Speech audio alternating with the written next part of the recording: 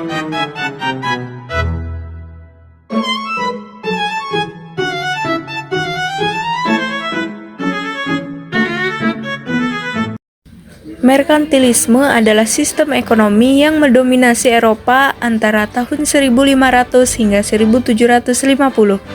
Prinsip utamanya sederhana. Kekayaan negara diukur dari jumlah emas dan perak yang dimiliki. Karena itu, perdagangan internasional menjadi alat utama untuk memperkuat negara. Dalam konsep ini, negara harus menjual lebih banyak daripada membeli. Surplus perdagangan dianggap cara terbaik untuk menumpuk logam mulia dan memperkaya kerajaan. Akibatnya, ekspansi laut bukan lagi sekedar eksplorasi geografis. Penjelajahan berubah menjadi strategi ekonomi dan politik. Wilayah luar negeri dipandang sebagai sumber bahan mentah, murah sekaligus pasar tertutup bagi produk negara induk. Dengan kata lain, menguasai wilayah baru berarti menguasai perdagangan dunia. Rivalitas mereka mengubah peta dunia, membentuk jaringan perdagangan internasional, dan meninggalkan warisan kolonialisme yang dampaknya masih terasa hingga saat ini. Samudra yang dulu dianggap sebagai batas dunia, ternyata justru menjadi jalan menuju kekuasaan global. Dari sana, sejarah modern mulai ditulis. Dalam sistem merkantilisme, negara tidak membiarkan ekonomi berjalan bebas. Pemerintah mengatur industri, tenaga kerja, bahkan distribusi barang. Regulasi ketat dianggap penting agar ekonomi nasional tetap kuat dan stabil. Karena tidak semua negara memiliki sumber daya yang dibutuhkan, solusi yang mereka pilih adalah mendirikan koloni.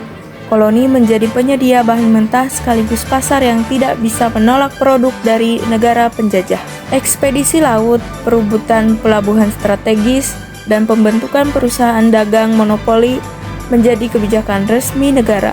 Penguasa memberikan perlindungan dan hak istimewa kepada pedagang, sementara pedagang menyediakan modal dan jaringan perdagangan.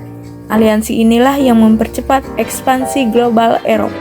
Ada 3 faktor utama yang mendorong persaingan ini, dikenal sebagai gold, glory, dan gospel. Gold berarti kekayaan, perebutan rempah-rempah dan logam mulia menjadi motivasi paling dominan. Portugal menemukan jalur laut ke Asia melalui Afrika.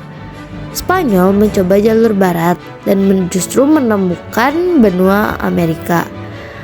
Keberhasilan ini memicu Belanda dan Inggris menantang monopoli dagang bangsa Iberia. Mereka membentuk perusahaan dagang besar untuk menguasai pasar dunia. Glory berarti kejayaan politik. Pada masa itu, wilayah koloni menjadi ukuran prestise kerajaan. Semakin banyak wilayah yang dikuasai, maka semakin tinggi posisi negara dalam percaturan internasional. Rivalitas antar negara membuat mereka saling menyingkirkan demi dominasi ekonomi dan politik. Gospel berarti penyebaran agama. Ekspansi Spanyol dan Portugal juga didorong semangat penyebaran agama Kristen. Penyebaran agama sering dijadikan legitimasi moral untuk menaklukkan wilayah baru.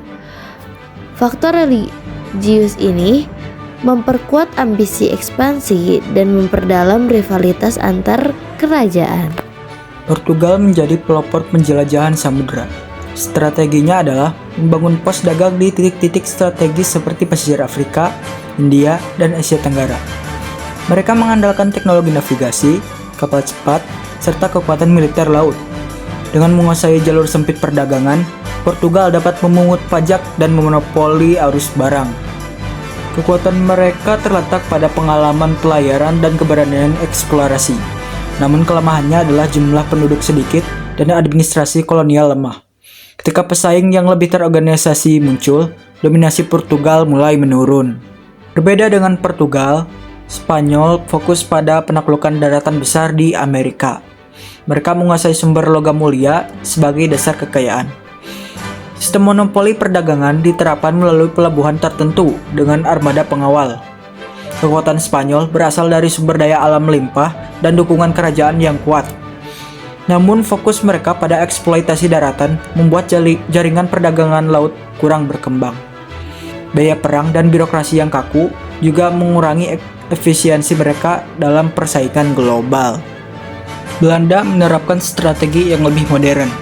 Mereka membentuk perusahaan dagang besar yang memiliki hak militer, politik, dan ekonomi. Fokus utama mereka adalah monopoli komoditas penting, terutama rempah-rempah.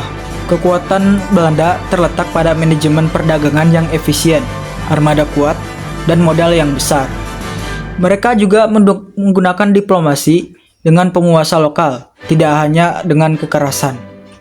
Namun, monopoli ketat sering menimbulkan perlawanan rakyat dan biaya militer tinggi melemahkan dominasi mereka dalam jangka panjang. Inggris menggabungkan perdagangan, diplomasi, dan ekspansi politik bertahap melalui perusahaan dagang swasta yang didukung negara.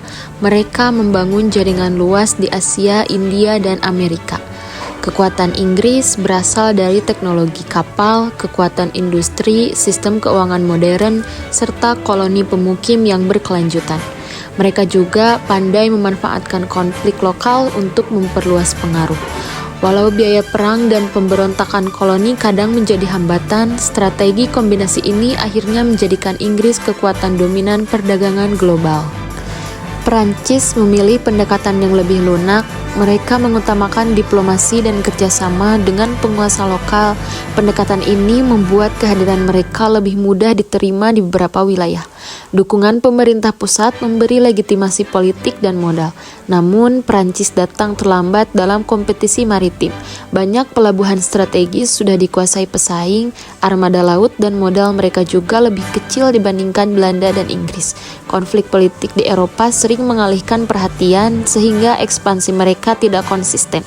Akibatnya, pengaruh Perancis terbatas dan tidak berkembang menjadi dominasi global. Persaingan antar kekuatan Eropa mengubah struktur dunia secara besar-besaran.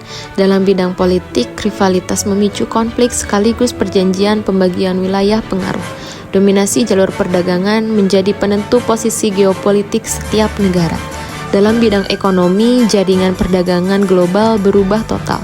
Jalur niaga tradisional terganggu dan wilayah di luar Eropa dipaksa masuk ke sistem ekonomi dunia yang berorientasi pada kepentingan Eropa. Proses ini mempercepat integrasi ekonomi global tetapi juga menciptakan ketergantungan baru pada komoditas ekspor dan monopoli perdagangan. Dalam konteks kolonialisme, persaingan melahirkan berbagai model dominasi, ada yang menguasai jaringan pos dagang, ada yang menaklukkan wilayah luas, dan ada yang menggunakan perusahaan dagang sebagai alat kekuasaan. Semua itu menjadi dasar munculnya imperialisme modern yang lebih kompleks di masa berikut.